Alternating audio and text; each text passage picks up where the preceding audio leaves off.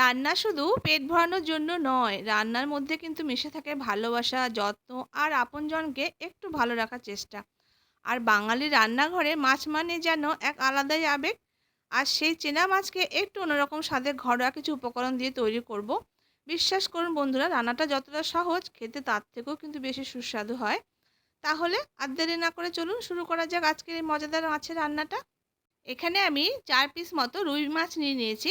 এরপর এতে লবণ আর সামান্য একটু হলুদ দিয়ে মাছটাকে খুব ভালো করে লবণ আর হলুদ মাখিয়ে নেব।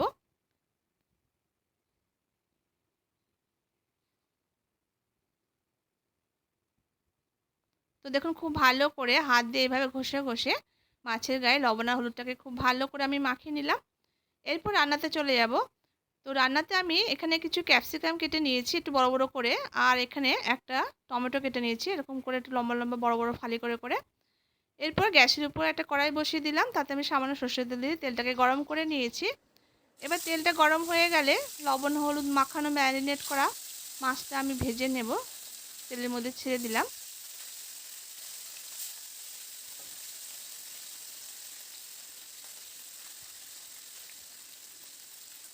সমস্ত মাছটা আমি দিয়ে দিয়েছি। এরপর এক পাশটা ভাজা হয়ে গেছে, এবার আমি উল্টে দিয়ে ওই পাশটাকেও ভেজে নেব।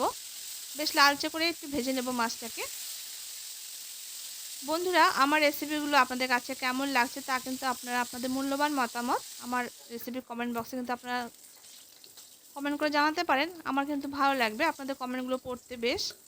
তো দেখুন, মাছটা বেশ লাল লাল করে ভেজে নিলাম, এবার আমি তুলে নিচ্ছি। এরপর ওই তেলের মধ্যে আমি হাফ টিস্পুন কালো জিরে ফোড়ন দিয়ে দিয়েছি।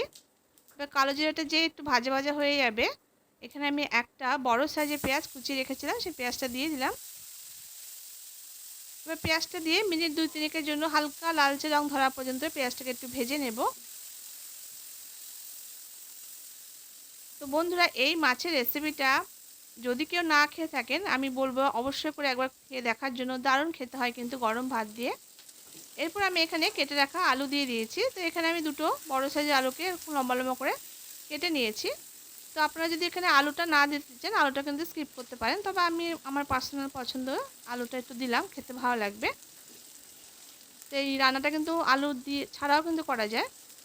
এবার আলুটা দিয়ে মিনিট ২-৩ নাড়াচাড়া করে ভেজে নেওয়ার পর এখানে 2 টিস্পুন পরিমাণ এখানে আদা রসুন আর কাঁচা লঙ্কা পেস্ট দিয়ে দিয়েছি। এবার মশলাটাকে খুব ভালো করে কষিয়ে নেব যতক্ষণ না পর্যন্ত মশলা থেকে কাঁচা গন্ধটা চলে যায়। তো আলুটাকে কিন্তু প্রথমে দিয়ে একটু ভেজে নিয়েছি, তবে আপনারা চাইলে আলুটাকে আলাদা করে ভেজে নিয়েও কিন্তু অ্যাড করতে পারেন। তো আমি একবারে দিয়ে আলুটাকে ভেজে নিয়ে রান্নাটা করছি। এরপর এখানে টেস্ট হিসাবে লবণটা দিয়ে দিয়েছি, প্রয়োজন মতো এখানে হলুদের গুঁড়ো দিয়ে দিলাম, এখানে 1 টিস্পুন জিরে গুঁড়ো দিয়ে দিয়েছি, 1 টিস্পুন এখানে ধনে গুঁড়ো দিয়ে দিলাম, আর এখানে 1 টিস্পুন পরিমাণ কাশ্মীরি লঙ্কা গুঁড়ো দিয়েছি। আর যেহেতু রান্নাটা আমি কাঁচা লঙ্কাতে করছি, তাই লঙ্কা গুঁড়ো দিলাম না। সামান্য একটু এখানে জল দিয়ে দিয়েছি, তাহলে মশলাটা কষাতে সুবিধা হবে, নাহলে মশলাটা কিন্তু পুড়ে যাবে। এবার খুব ভালো করে মশলাটাকে একদম কষিয়ে নিতে হবে, একদম শুকনো শুকনো মতো করে কষাতে হবে। যত ভালো করে কিন্তু কষানো হবে, তরকারির টেস্টটা কিন্তু এই মশলা কষানোর উপর কিন্তু অনেক সময় নির্ভর করে। এরপর একটা ঢাকা দিয়ে রাখবো 5 মিনিটের জন্য। ঢাকা দিয়ে রাখলে মশলা কিন্তু খুব ভালো করে কষানো হয়ে যাবে। তো 5 মিনিট পর দেখুন আমি ফিরে এলাম। দেখুন, মশলাটা কিন্তু একদম ড্রাই ড্রাই মতো করে খুব ভালো করে আমি কষিয়ে নিয়েছি। মাঝখানে কিন্তু আমি দুবার একটু নাড়াচাড়া করে দিয়েছিলাম। এরপর এখানে যে ক্যাপসিকামটা আমি কেটে রেখেছি, সেই ক্যাপসিকামটা দিয়ে দিয়েছি, আর টমেটোটা এই পর্যায়ে দিয়ে দিয়েছি। ক্যাপসিকামটা এই পর্যায়ে দিতে হবে, তাহলে ক্যাপসিকামটা যেন খুব বেশি নরম না হয়ে যায়, একটু শক্ত শক্ত থাকে, তাহলে কিন্তু খেতে ভালো লাগবে। এবার আলুর সাথে ক্যাপসিকাম টমেটো খুব ভালো করে আমি কষিয়ে নিলাম। এরপর এখানে প্রয়োজন মতো জল অ্যাড করে দেব। তো আজকে রান্নাটা হচ্ছে ক্যাপসিকাম রুই। তো বন্ধুরা, এইভাবে একবার এই নতুন স্বাদের রান্নাটা খেয়ে দেখবেন, একদমই কিন্তু ইউনিক রান্না, আর খেতে কিন্তু দারুণ হয়। তো অবশ্যই একবার এইভাবে একটা ট্রাই করে দেখবেন, আর আপনাদের কাছে খেতে কেমন লেগেছে তা কিন্তু কমেন্ট বক্সে অবশ্যই জানাতে ভুলবেন না। এরপর আমি জলটা দিয়ে মিনিট 2-3 জন্য হাই ফ্লেমে একটু ফুটিয়ে নেব ঝোলটাকে।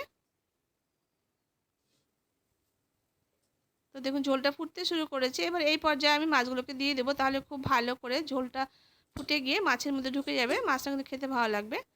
তো এই পর্যায়ে আমি মাছটাকে দিয়ে দিলাম, তারপর একটু নাড়াচাড়া করে খুব ভালো করে এটাকে মিশিয়ে নিলাম।